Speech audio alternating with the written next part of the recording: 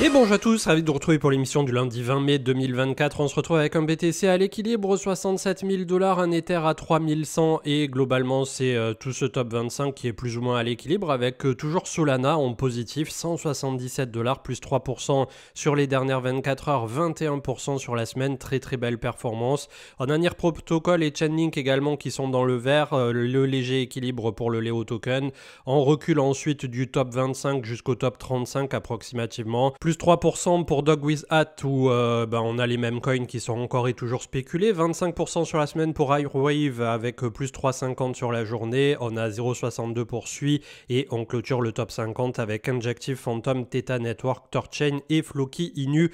qui se hissent toujours dans le top 50 avec 2,08 milliards de capitalisation. Decentrader et la map de liquidité où on est venu tout juste commencer à nettoyer les ordres au nord après être venu assez profondément balayé au sud autour des 56-57 000 $. Donc on voit par la suite qu'on a quand même un énorme bloc avec deux pics qui se trouvent aujourd'hui à 52 800 et un autre à 47 800. Au nord, on n'a pas grand chose et ce jusqu'à 73 avec un premier pic à 74 et aujourd'hui le plus d'ordres qui ont été positionnés autour de 77 à 78 000 $. Sur le Scalpex en 4 heures, toujours des open interest qui sont complètement flat et on le verra dans un instant au niveau des infos. C'est pareil du côté de la création des wallets et des bitcoins qui sont échangés actuellement. Le Crypto Fear and Greed toujours à 70 dans le grid et au niveau du 4 heures, au niveau de l'action de prix. Après avoir backtesté la médiane de range autour de 64.5, 64.6, on est en train de batailler avec les 67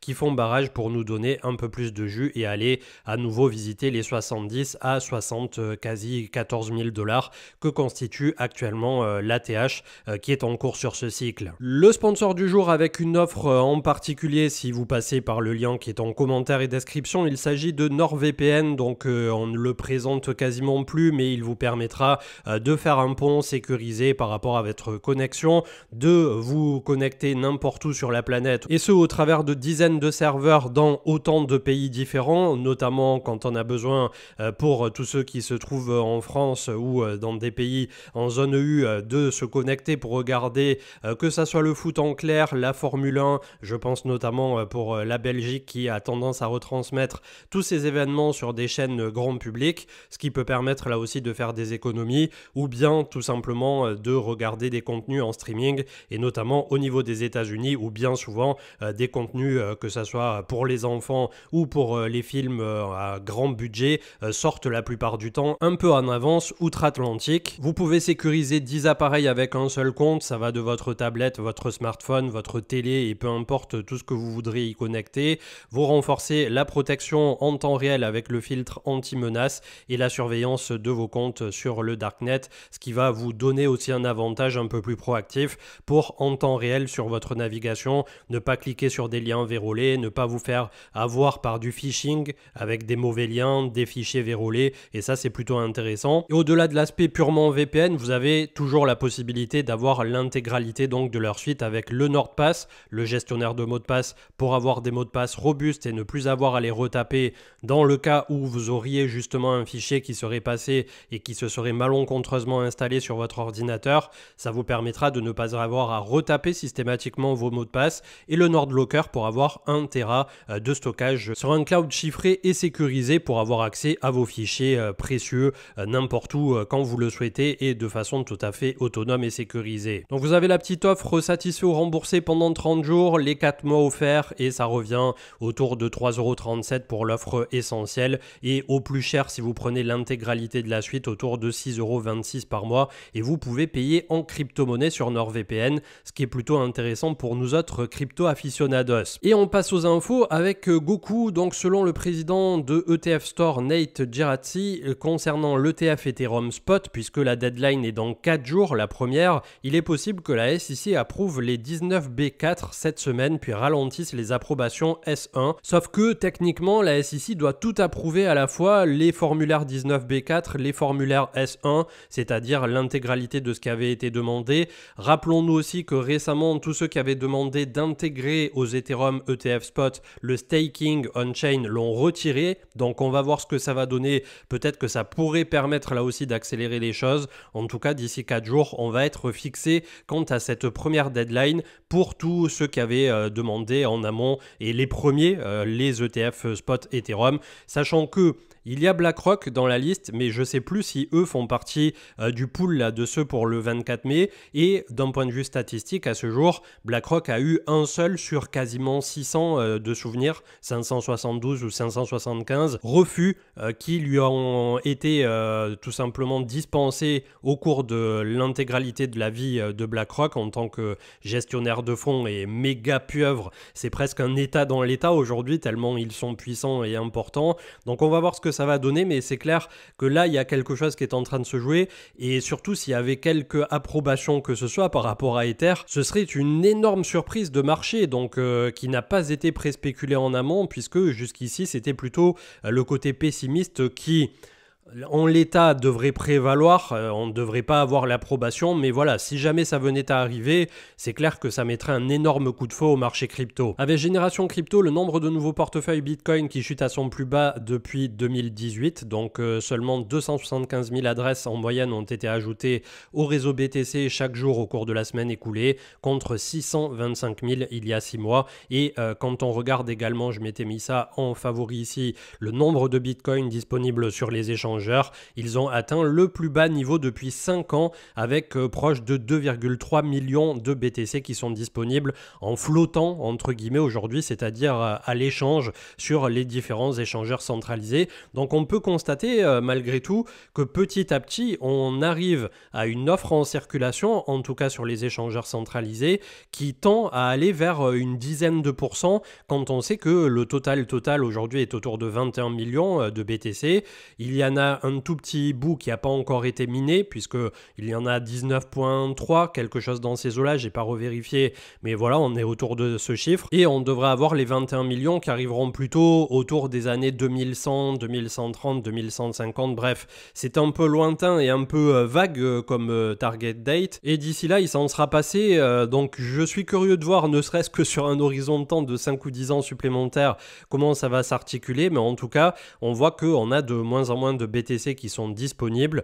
peut-être que les gens aussi les hold de plus en plus, et ça crée quelque part cet effet de rareté qui est amplifié tous les 4 ans par le halving, etc. Vous connaissez l'histoire. Un peu de réflexion sur nos portefeuilles et sur la volatilité de ces derniers, j'ai trouvé ça plutôt intéressant à vous partager, et quelque part j'avais envie d'axer l'émission d'aujourd'hui sur ça, même si ça dure que quelques minutes. Un écart type de volatilité, le fameux bêta que mesurent les financiers, etc. On va pas rentrer dans les termes ultra techniques, mais c'est juste pour vous en faire part. Et par exemple sur Air Liquide, qui est une action française qui depuis 30 ans n'a de cesse de monter sur son graphique, exactement comme les indices, etc. Il y a des petits accidents de parcours, mais globalement ça ne fait que monter. Comme dirait Bitcoin, le graphique commence en bas à gauche et finit en haut à droite. Et l'écart type donc sur une trentaine d'années est de plus ou moins 10%. C'est-à-dire quand on pondère, quand on lisse sur une dizaine d'années, 20, 30 ans, on va avoir voilà, une progression qui va être assez linéaire autour de plus 10% annualisé. Là où c'est intéressant, c'est que le titre, quand il perd également que moins de 10%. Tandis que le CAC 40 qui fait office de référence, de référentiel, va avoir une baisse maximale de moins 20%. Donc on a un actif qui, en plus d'être résilient, en plus d'avoir augmenté ses dividendes au travers du temps chaque année, et en plus de grimper justement au niveau de son cours au travers du temps également, va avoir un bêta qui va être inférieur à celui de l'écart type du marché du CAC 40, donc du bench quelque part, du benchmark. Et ça, quand on arrive à surperformer l'indice également dans les baisses, ça va être quelque chose qui va avoir un impact doublement significatif au long terme sur notre portefeuille, et qui aujourd'hui, malheureusement, quand je le transpose au marché crypto, est énormément mis de côté, énormément sacrifié, au détriment de je recherche le top, je recherche la performance extraordinaire, etc., etc. Et c'est quelque part quelque chose qui, de mon côté, m'a aussi porté chance de sortir autour de l'automne 2021 parce que je m'étais pris une méga claque au printemps 2021 sur le marché crypto. Je suis sorti un peu trop tôt, je suis pas sorti au top de 2021. J'ai commencé à bien sortir également à partir du moment où tout le monde me disait il n'y a pas encore eu de bull run, voilà, de toute façon on va tous aller à 200 000, ça a recommencé à s'énerver un peu trop. Et à cette époque, il y avait beaucoup de gens, même dans mon entourage proche de CM, etc., les administrateurs, qui pensaient que voilà, j'avais été trop prudent. force est de constater que derrière le marché s'est complètement retourné et j'étais plutôt content d'avoir pris 60, 70, 80% de mes profits à ce moment-là. Donc en gros, ce que j'essaie de vous dire aujourd'hui pour résumer, comme je disais dans le dernier post, c'est que réussir à baisser moins que la majorité des participants au marché ou que en gros l'indice phare, et aujourd'hui l'indice phare ça va peut-être être Bitcoin, en tout cas pour le marché crypto je le vois comme ça, notamment maintenant qu'il a un ETF, eh bien ça va vous permettre de démultiplier derrière votre propension à avoir du rendement, à avoir un portefeuille qui est dans le vert et dans le positif dès lors que le marché commence à se retourner, et c'est là où vous constaterez que c'est jamais une bonne idée, quand bien même on vient chercher la couche de risque supplémentaire dans le marché crypto, d'être à 100% sur des altcoins, d'être à 100% sur des pépites, sur des gemmes, sur du top 5000, sur des private sales, sur des nouveaux trucs. Bien entendu que tôt ou tard, ça peut apporter un jour ou l'autre le coup de chance, et personnellement, je mets toujours ça sur un coup de chance, d'avoir d'un seul coup un actif qui vous fait x500, x1000 ou je ne sais combien, et là, quelque part, que vous ayez mis $10, $100 ou $1000, bien entendu que le multiple derrière, comme on l'a vu avec les mêmes coins, va être complètement démesuré, mais il faut bien prendre en considération que dans la constitution d'un portefeuille long terme et d'un portefeuille raisonné et raisonnable, ça reste le coup de gambling absolu de vous êtes rentré au casino, vous avez mis 100 balles dans la machine et vous êtes ressorti avec 10 000 ou je ne sais combien. Et ça, vraiment, il m'apparaît important de le préciser parce que la plupart du temps, on a tendance à perdre les pédales dans le marché crypto, que globalement, là aussi, quand on observe le SP500, c'est-à-dire l'indice du marché américain, on est plutôt sur 8% annualisé. Alors c'est clair que le marché crypto, on ne vient pas pour faire 8%, et encore la dernière fois, il y a quelqu'un qui m'a dit dans les commentaires, non mais CM, on ne vient pas pour faire ni un x2 ni un x3 sur le marché crypto, on vient pour beaucoup plus, mais je pense qu'à partir du moment où on tient ce genre de discours, malheureusement, on a tendance un peu à perdre de vue la réalité de ce que sont les marchés, et c'est pour ça que pour le marché crypto en particulier, il est tellement violent, tellement volatile, et tellement ce bêta, le fameux plus 10, moins 10 de Air Liquide, chez nous c'est quasiment du plus 100, moins 100, ou du plus 100, moins 80, que vraiment arriver à se prémunir quand on fait un gros gain de la méga baisse qui peut arriver derrière, ça peut avoir un impact assez colossal par rapport à notre portefeuille crypto. On a Kobe qui a fait un excellent post que je ne vais pas commenter en direct, mais qui, je vous invite à le consulter sur Substack, qui parlait de ce ressenti justement dont on a parlé nous-mêmes lors des 2 derniers lives avec les compères Marc et Manu, où on a l'impression que petit à petit, la méthode de financement qu'avait choisi le marché avec les VC, désormais les airdrops, les points, etc., à des méga giga valorisations en full diluted qui sont complètement mirobolantes avec des centaines de millions, voire des milliards ou des dizaines de milliards lorsque le projet est mis au marché alors qu'ils n'ont encore rien délivré. On entre dans une ère là qui est complètement trouble pour les investisseurs, et c'est pour ça que en tant que particulier, ce cycle, ça fait pas mal de temps que je le pensais et pour l'instant ça a l'air de se confirmer. Ça va être très compliqué de rentrer en amont sur des projets, de rentrer tôt au bon endroit, au bon moment, même en ayant des private sales. Derrière, les termes sont parfois pas respectés ou les VC ont des termes tellement avantageux par rapport aux derniers tiers sur lesquels on peut rentrer nous que derrière, malheureusement, ça n'est pas fructueux. Donc, finalement, le but aussi au travers de ce discours, c'est de faire le point sur tout ce qui s'est passé ces dernières années et de constater de là où on vient, ce vers quoi on veut tendre, et aussi de faire le constat peut-être un peu amer pour bon nombre d'investisseurs aujourd'hui ou de business angels comme ils se qualifient, qu'il vaut mieux peut-être attendre que l'intégralité des tokens ou d'un projet soit disponible au marché pour tout simplement en voir tous les tenants et les aboutissants. Et la plupart du temps, ces dernières années ou au moins ces derniers trimestres, il était souvent plus intéressant d'attendre que les choses se posent et d'acheter au marché plutôt que de rentrer comme ça en amont et de prendre l'intégralité du risque sur ses épaules. Charlie Bilelio avec le MSCI China ETF qui surperforme en tout cas pour l'instant sur l'année roulante en 2024, le SP500 qui lui est autour de 11,74 en positif, tandis que le MSCI China MCHI en termes de ticker est à 16,45, donc on a un beau réveil réveille alors que la Chine était à la traîne justement ces dernières semaines. On a Kraken qui annonce ne pas avoir prévu de délister l'USDT en Europe. C'est ce qu'a révélé Cryptost donc en citant Mark Greenberg de Kraken. L'échangeur fera ce qu'il peut pour continuer de proposer des stablecoins tout en suivant la régulation en vigueur. Je demande à voir. Et donc on passe à l'analyse technique qui finalement n'a guère évolué au cours du week-end. On a eu une belle clôture hebdomadaire hier. Est-ce qu'on va revenir finalement ici chercher la zone de polarité autour de 2450 milliards et faire une correction comme ceci un peu plus profonde au cours de l'été pour revenir visiter le 0,5 de Fibo qui se trouve aujourd'hui à 1866 milliards, voire au plus bas le 0,618 qui est à 1600 milliards. Donc ça c'est une question qui peut légitimement se poser. Ou bien sommes-nous dans la fin d'une contraction comme ça en bull flag avec derrière une impulsion qui pourrait arriver là aussi si c'est pas avant l'été, plutôt à l'automne 2024. Donc je me demande justement comment va s'articuler cet été. Si toutefois on avait un BTC qui revenait coller autour de 70 000 et qu'on arrive à stabiliser entre 65 et 70, est-ce qu'on n'aurait pas le rattrapage des altcoins si toutefois on venait à avoir un peu plus de positif autour de Ether et de cette fameuse lumière au bout du tunnel pour une approbation Ethereum Spot. Le crypto total 2 des alts est beaucoup plus cloisonné, a moins rebondi, donc c'est encore Bitcoin qui a le lead, on est à 1033 milliards ce matin. Donc petite contraction finale aussi, et à voir le peu de volatilité qu'on a depuis quelques temps sur le marché crypto, je pense que peut-être sur cette fin de mois de mai, on risque de récupérer un peu de volatilité, à voir dans quel sens ça va sortir. 663 milliards depuis 2 mois complètement plat pour le crypto total 3 qui exclut BTC et ETH, donc là aussi c'est le statu quo, hein. On a les oscillateurs qui ont déjà bien purgé. Le BTC toujours en phase corrective, donc ça fait plaisir d'avoir défendu à maintes reprises les 60-61 000 $, mais on aura besoin bien entendu de beaucoup plus de jus derrière pour aller péter 75, 80, 85 et rallier, je l'espère comme vous tous, les fameux 100 000 $. Je me demande quel sera le narratif justement, peut-être un nouveau président des États-Unis, peut-être